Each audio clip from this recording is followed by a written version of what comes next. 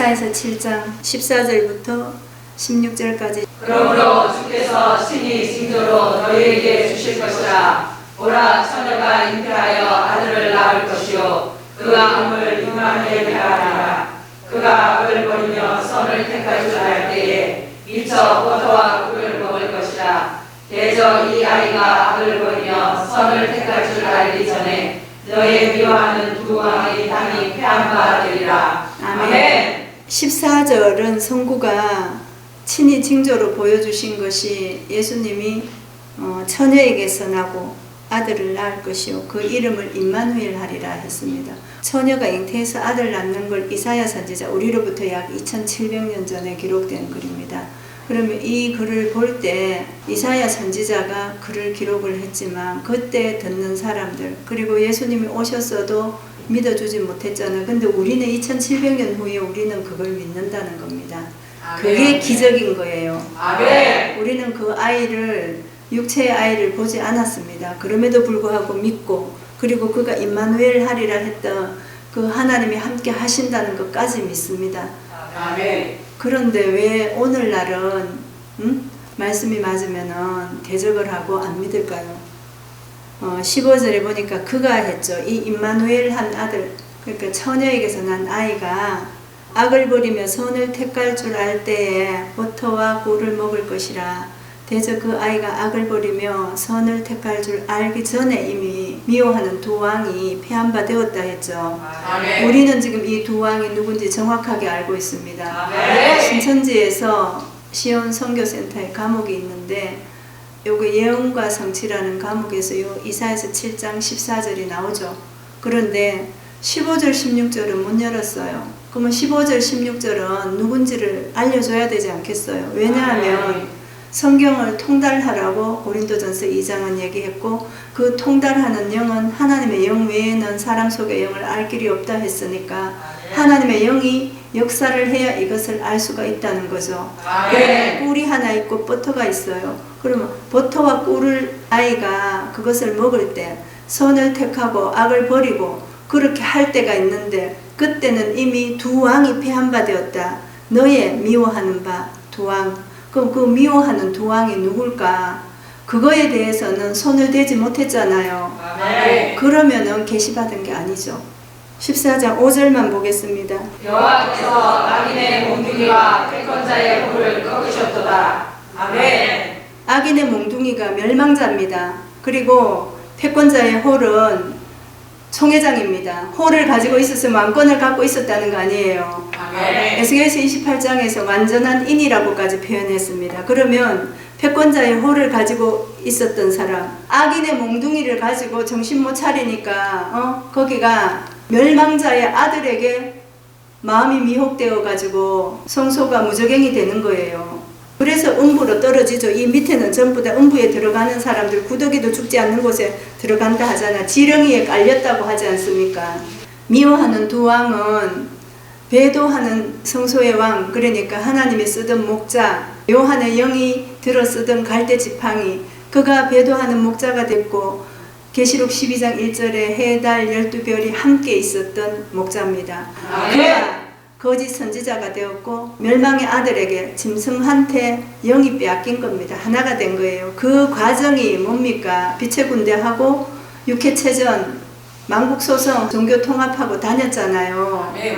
그 결정적인 게 세상에 드러낸 것이 육해체전 때 영적 혼인하지 않았습니까? 그거 제가 지금 지어낸 거 아니잖아요.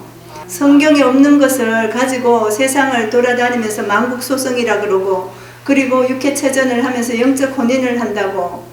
육해체전하고 그 사람 같이 있습니까? 영적 결혼하고. 본인이 뭐 했습니까? 내가 빛이고 빛과 빛의 만남은 뭐라고? 이김이라고 그렇게 했잖아요. 근데 김이 나가버렸습니다. 그러니까 이게 뭐 하는 거냐고 성경 펴놔놓고. 그래서 42달 동안 미혹되는 그 과정이 영적 혼인이 있었고 여러 부분들을 우리가 보고 나오지 않았습니까? 빛의 군대가 왜 빛의 군대가 깜깜한 밤에 숨어서 합니까? 빛은 등경 위로 들어 올리라고 했습니다.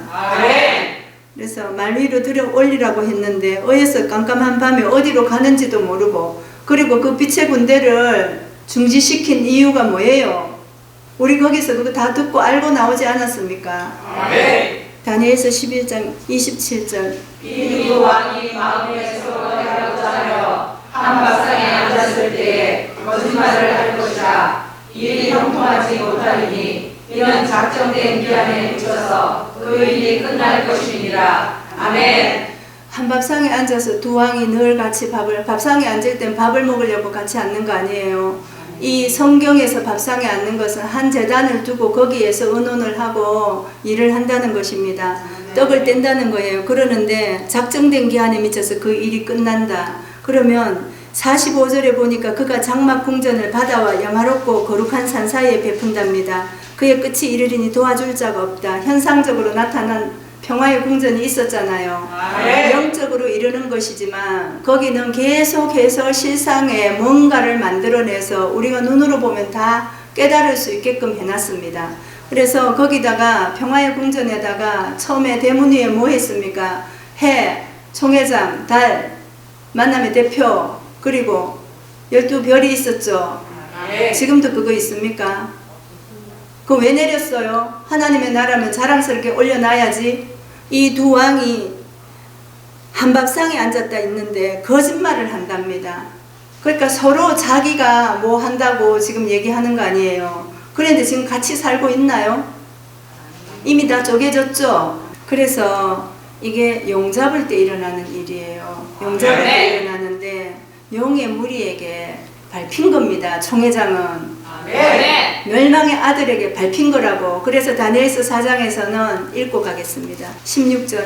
또 그 마음은 변하여 인생의 마음 같지 아니하고 짐승의 마음을 따라 7대를 지나리라. 아멘. 7대 지나는 중에 있죠. 지금 7대 지나는 중에 있고 사람의 마음 같지 않고 이제 인생의 마음 같지 않고 짐승의 마음 받았답니다. 그러면 어떤 짐승과 같이 있었으니까 말을 주고받다가 하나가 된 거 아니에요. 아멘. 이렇게 짐승의 마음을 받은 사람이 음녀 아닙니까? 그 음녀가 그 짐승하고 한밥상에서 어떤 말을 해도 어떤 계획을 해도 그것이 거짓된 것이라고 했잖아요. 서로 거짓말하는 거예요. 서로 거짓말하고. 지금 7장 25절 보겠습니다. 그가 장차 말로 지극히 높으신 자를 대적하며 또 지극히 높으신 자의 성도를 괴롭게 할 것이며 그가 또 때와 법을 변개코자 할 것이며 성도는 그의 손에 붙임 바 되어 한 때와 두 때와 반 때를 지나리라. 아멘. 그가 장차 그랬어요. 아직까지 미국에 닥칠 일이죠. 예언입니다. 그래서 높으신 지극히 높으신 자는 하나님의 지성소 아니겠습니까? 그리고 예수님께서 처소로 예비한 곳 아니겠습니까? 그래서 그를 높으신 자를 대적하며 또 지극히 높으신 자의 성도들을 괴롭게 한다. 그리고 그가 때와 법을 변경코자 한다. 신천지가 육회체전할 때 5분 남았다 그랬죠. 그 5분은 어디에서 근거한 겁니까?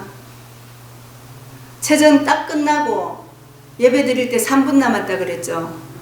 그 3분은 어디에서 근거한 거냐고. 성경적으로 하세요. 성경적으로. 무슨 5분, 7분, 5분, 3분 그런 소리 하지 마시고 5분, 3분 외치던 집화장들 어떻게 돼 있습니까 지금? 때와 법을 변경코자 한다.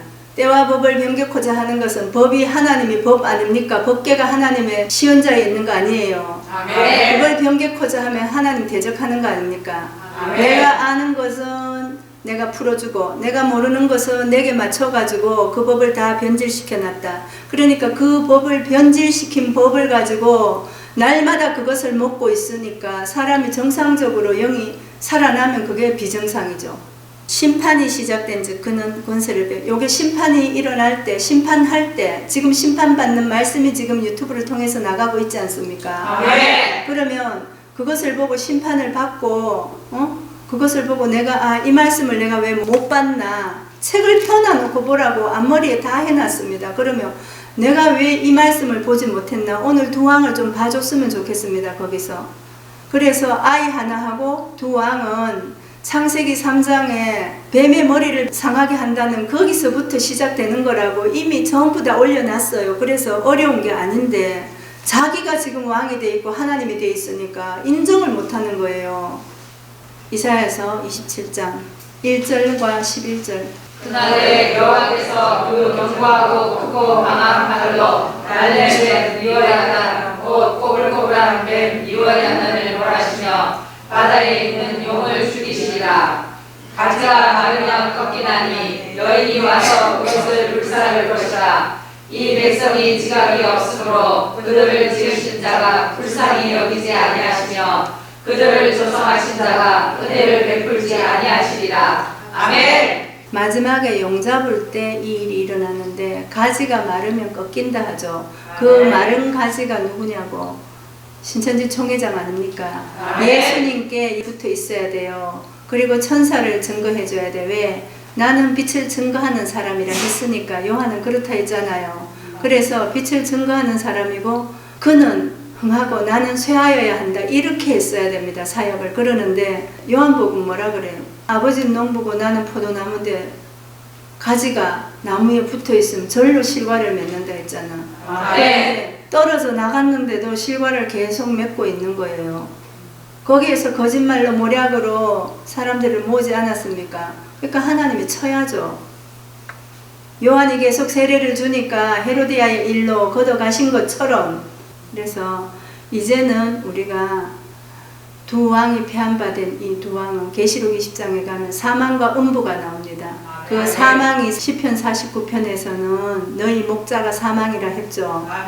종기에 처해도 깨닫지 못하면 멸망하는 짐승과 같다 그래도 그러니까 음부로 내려가도 짐승하고 같이 내려가는 거예요. 말씀이 딱딱 떨어지지 않습니까? 그분은 비유풀이한 게 답니다. 비유풀이를 하고 12지파를 만들어야 돼요. 아모스서 3장 2절에 보면 내가 땅의 모든 족속 중에 너희만 알았다. 너희만.